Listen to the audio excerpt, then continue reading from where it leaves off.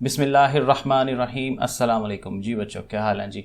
लो जी, chapter number 2 करने लगे हैं। इम्पॉर्टेंट चीज़ें हैं, बहुत ज़रूरी हैं, आपने थोड़ा सा टाइम इसको निकालना है। ज़रूर करिएगा, एक दफ़ा फ़ायदा होगा, क्योंकि MCQs में आपको समझाने लगा हूँ और साथ इसके जो इम्पॉर्टेंट चीज़ें हैं, क्योंकि तैयारी करने लगे हैं हम लोग। सो देखें, पहला MCQ है, a body has translatory motion. एक जिस्म में ट्रांसलेटरी मोशन कब होती है? अगर वो मूव करता है, हरकत करता है, कहाँ पे? एक लाइन के अंदर, विदाउट रोटेशन। क्योंकि ये ट्रांसलेटरी मोशन की ये डेफिनेशन है कि एक सीधी लाइन में चलता है। लाइन होनी चाहिए लेकिन उसमें रोटेशन नहीं। रोटेशन ये वो चीज़ है जो स्पिन होती है।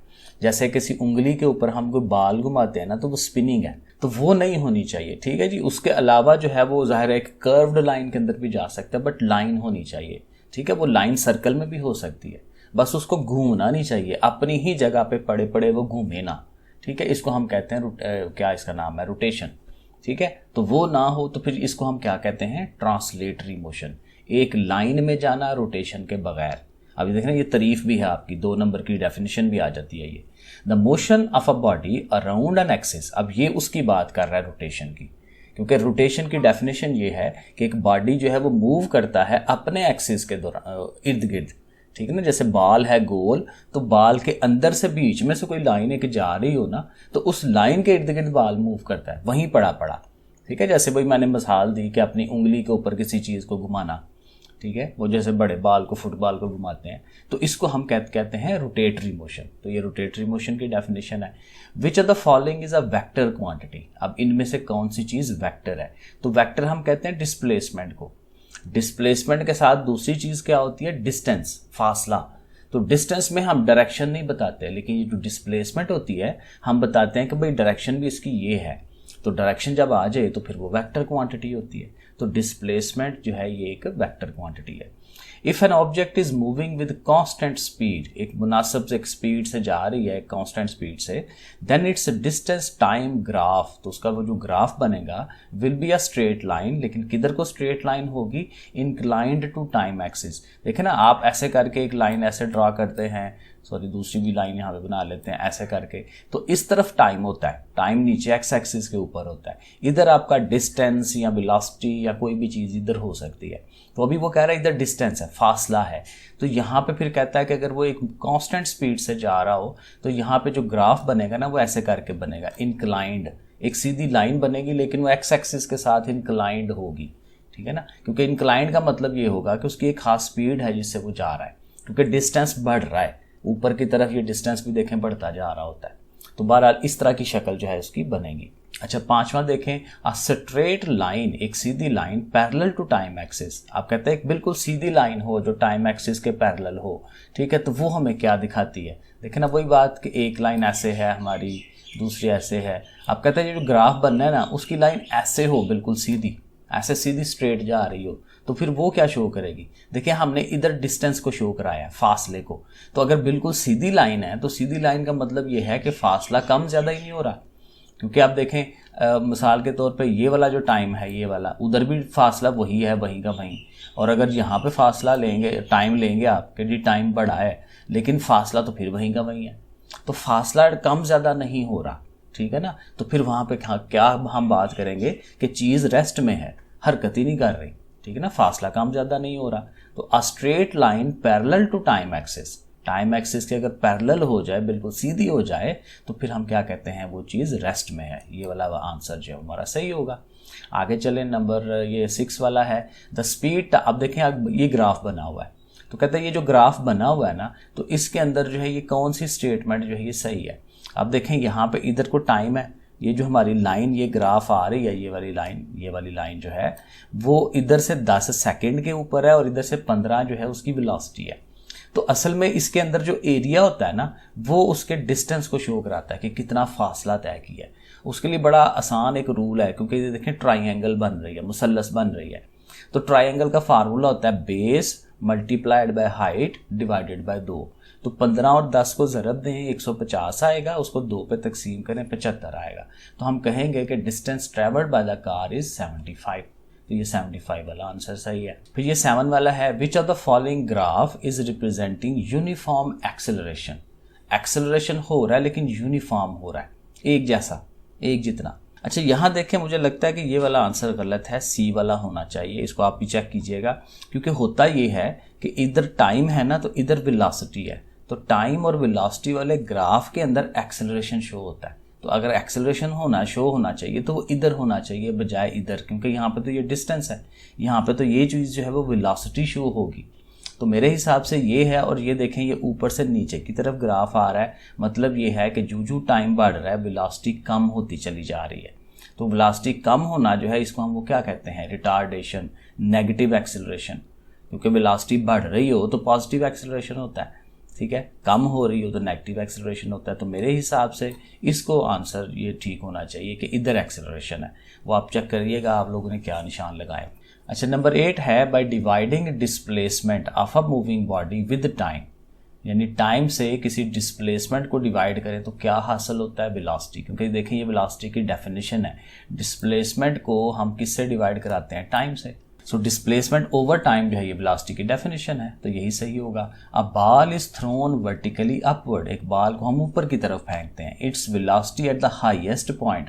अब आपको पता है जो ही उसने अपने हाईएस्ट पॉइंट पे जाना है तो मतलब क्या है, उससे आगे नहीं जा सकता, तो वहां जाकर उसकी वेलोसिटी जीरो, क्योंकि वेलोसिटी नहीं तो उसे आगे लेके जाना है, ठीक है ना, जिस स्पीड से वो जा रहा है। तो स्पीड ही जब खत्म हो गई है, ठीक है ना, तो फिर वो जाहिर है कि हाईएस्ट पॉइंट पे पहुंच गया, तो फिर स्पीड खत्म हो गई, तो जीरो हो जाएगी उसकी स्पीड, वेलोसिटी जो भी है। A change in position is called displacement, फासला तय करना यही तो होता है कि अपनी जगह छोड़ के किसी और जगह आप चले जाते हैं, चेंज इन पोजीशन होती है, इसको डिस्प्लेसमेंट कहते हैं। तो डिस्प्लेसमेंट की डेफिनेशन भी तैयार हो जाती है यहाँ से। अ train is moving at a speed of 36 kilometre per hour. अब ये है 36 किलोमीटर पर आवर, तो इसको कन्वर्ट करना है मीटर पर सेकेंड में। तो बड़ा आसान है, किलो का आपने 1000 लिख देना है, यानी 36 ज़रब 1000, ठीक है ना, 36 मल्टीप्लाई 1000। और चूंकि आर देखें -1 ऊपर लिखा होता है, मतलब इसने बटे में आना है नीचे। और 1 घंटे में कितने सेकंड्स होते हैं, 3600। तो अल्टीमेट क्या फार्मूला बनेगा, 36 मल्टीप्लाई 1000 ओवर 3600। तो जब आप इसे कैलकुलेट करेंगे तो आंसर 10 आना है। तो ये तरीका आना चाहिए, रकम कोई भी हो सकती है, ठीक है, शॉर्ट क्वेश्चन में भी ये चीज़ आ सकती है, तो ये इजी है काम। A car starts from rest, zero से स्टार्ट लेती है, वेलोसिटी इनिशियल वेलोसिटी उसकी जीरो है। It acquires the speed of 25 metre, अब ये फाइनल वेलोसिटी है उसकी, वीएफ जो है उसकी 25 हो जाएगी, और टाइम जो है वो 20 सेकेंड है। तो distance move by the car, तो फासला वो कितना तय करती है। अब ये जो सवाल है ना, ये एमसीक्यू नहीं है, ये लंबा सवाल है, ये न्यूमेरिकल है, ये मैंने खुद हल करके देखा है। तो इसमें सबसे पहले ना हम फर्स्ट इक्वेशन ऑफ मोशन लगाते हैं। अब मैं यहाँ समझा नहीं सकूंगा, लेकिन आइडिया दे देता हूँ कि प्रॉपर न्यूमेरिकल है ये। पहली इक्वेशन ऑफ मोशन लगा के ना वहाँ से हम निकालते हैं एक्सेलरेशन, ठीक है। जब वहाँ से एक्सेलरेशन निकल जाता है ना, तो फिर वहाँ से हम क्या करते हैं, सेकंड इक्वेशन ऑफ मोशन लगाते हैं, s is equal to v i t plus 1/2at square वाला। तो वहाँ पे फिर वो वैल्यूज़ लगा के ना तो s निकलता है और वो फिर 250 आता है। तो ये तो बड़ा लंबा चौड़ा सवाल है, ये एमसीक्यूज़ में तो नहीं आएगा, मतलब न्यूमेरिकल में आ सकता है लेकिन एमसीक्यू में नहीं आ सकता। फिर ये सवाल जो है काफ़ी इंपॉर्टेंट है, क्योंकि ये चैप्टर है ही डेफिनेशनों पे रिलेट करता है, ठीक है। तो ये डेफिनेशन सारी हमें ज़रूर याद करनी है। रेस्ट और मोशन में फ़र्क, सर्कुलेटरी मोशन और रोटेटरी में फ़र्क, डिस्टेंस और डिस्प्लेसमेंट में फ़र्क, स्पीड और वेलोसिटी में फ़र्क, स्केलर और वेक्टर। तो ये देखें 10 डेफिनेशन बनती हैं, और ये ज़ाहिर है आपने पहले पढ़ी हुई है, आई थिंक मुझे एक्सप्लेन करने की ज़रूरत नहीं है, ठीक है। ये आप देखिएगा, इनको याद करें, रट्टा मारें। रेस्ट वही है ना, चीज़ रुकी हुई है। मोशन ये है कि अपने सराउंडिंग के हिसाब से चेंज करती है, ये शुरू की डेफिनेशन है। सर्कुलेटरी मोशन वही है कि एक चीज़ जो है वो एक सर्कल के गिर्द घूमती है, ठीक है ना, एक कर्व्ड लाइन के गिर्द घूमती है, और ज़ाहिर है इसमें यही बात करनी है विदाउट रोटेशन। और रोटेटरी में फिर हमने बताना है कि वो अपने एक्सिस के इर्द गिर्द घूमती है।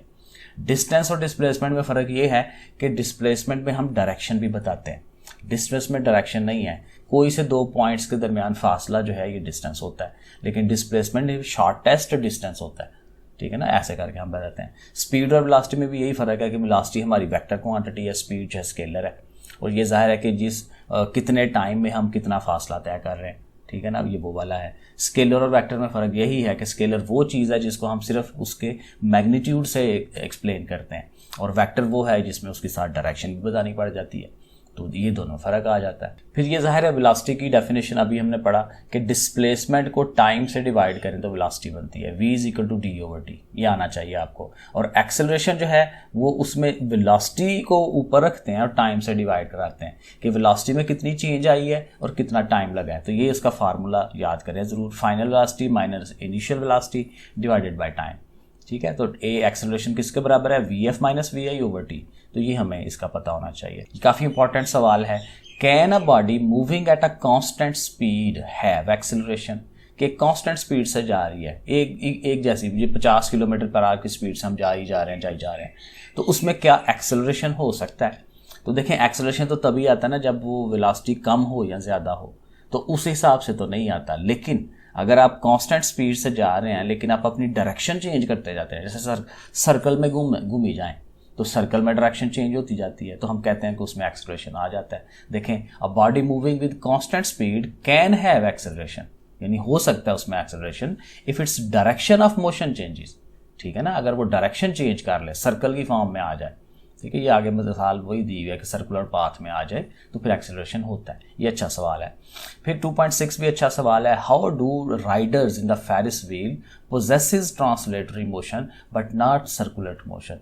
ये जो झूला लगा होता है ना, इसको आसमानी झूला कहते हैं, तो उसमें देखें वो गोल एक पहिए की तरह होता है कि वो छोटे छोटे कैबिन बने होते हैं और उसके अंदर बिठा के लोगों को पूरा एक पहिए की शक्ल में घुमाते हैं। तो आंसर क्या है, riders in a Ferris wheel move in a circle. Rider circle में तो घूमते हैं बट विदाउट रोटेशन, लेकिन ज़ाहिर में रोटेशन नहीं है, बंदा वहाँ पे स्पिन थोड़ी कर रहा होता है। ठीक है, therefore motion of the rider in the Ferris wheel is translatory not rotatory, वो रोटेटरी मोशन नहीं है।